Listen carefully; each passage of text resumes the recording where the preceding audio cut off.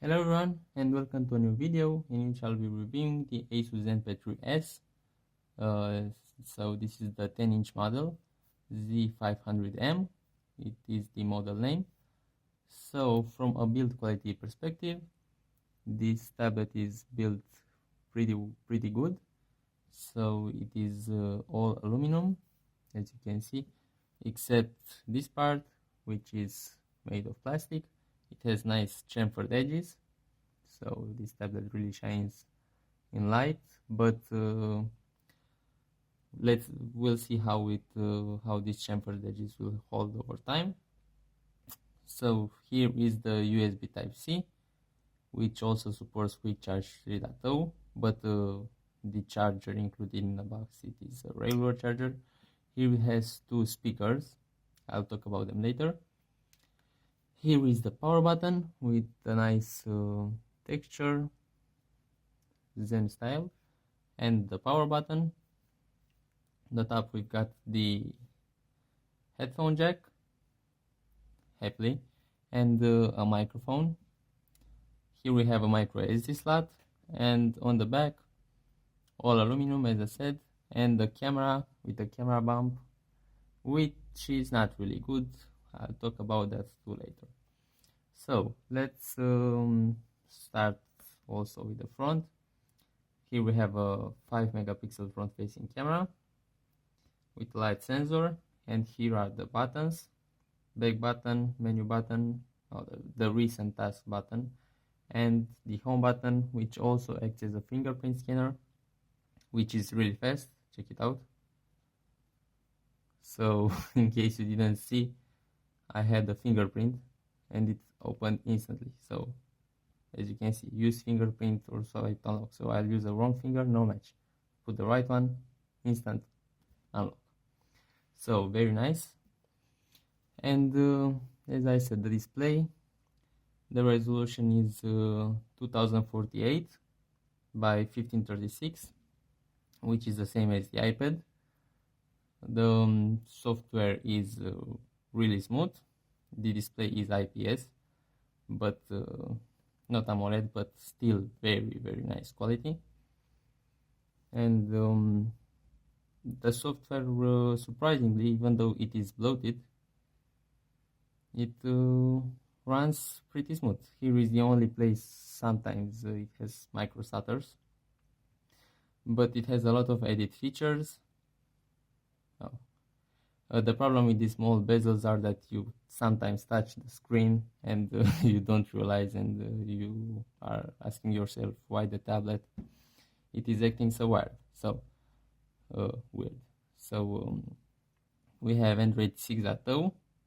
I have the latest software installed for the time of this video, and with ASUS ZenUI on top, which offers a lot of features, but also a lot of bloat. Here you can see we have a lot of apps, which some of them are pretty nice. As you can see, for example, you can change how the display looks like.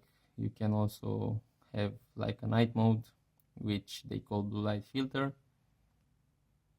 vivid, which will make it will make the colors really pop out. So yeah, the software is pretty nice. As you can see here, it has an insane number of things added. And let's jump to the camera. So the camera, it's an 8 megapixel, the rear facing camera, but I think that it has lower megapixels in reality. So let's as you can, well, in good light it is decent, but when it comes to low light,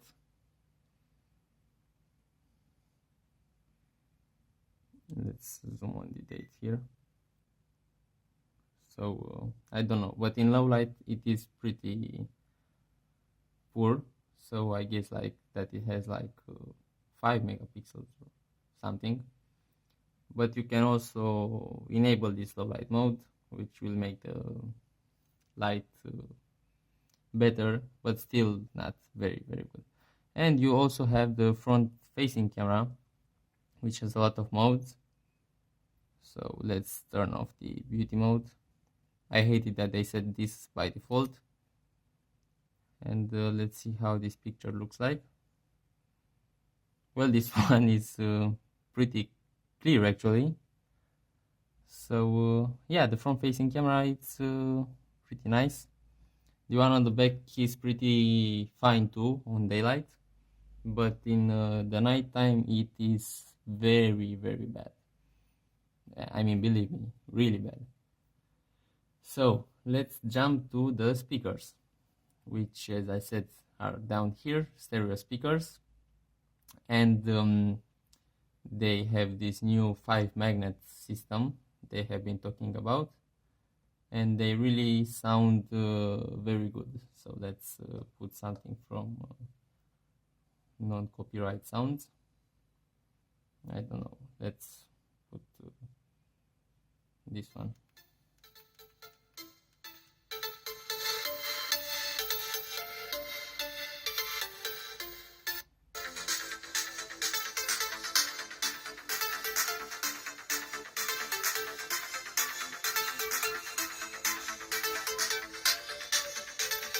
So they are pretty loud actually, and clear.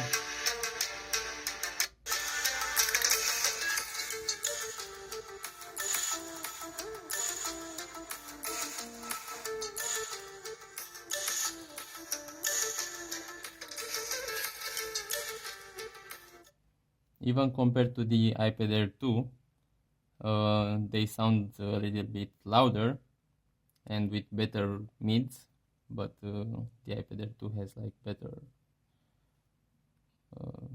highs. So let's talk even about battery life now. So here is the battery. Well, I don't really have now very good usage to show you, but this tablet has very good standby times. I mean, one day after I've charged it, it had 99% without using it, so it will last 1% in 24 hours.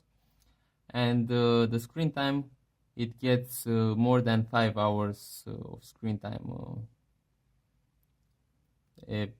on average. So like 5 hours is the worst. So this is very good. I use it for gaming sometimes, for messaging, for Facebook.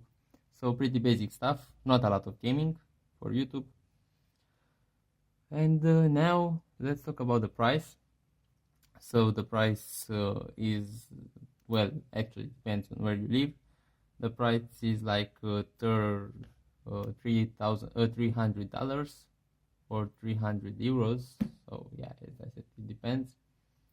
On Amazon, for example, it is $300. So which is pretty good, considering that this tablet has 4 gigabytes of RAM, 64 gigabytes of internal storage, and 6-core MediaTek processor. So yeah, this is a very good price compared to the Galaxy Tab S2, for example, which has 3 gigabytes of RAM, 32 gigs of internal storage, and costs a little less than double the price. So yeah. So thank you very much, guys, for watching. Stay tuned for the next video, in which I will be comparing this tablet with the iPad Air 2, which is a pretty good rival, but also costs a little bit more money. So yeah, thank you very much, and I will see you next time. Peace.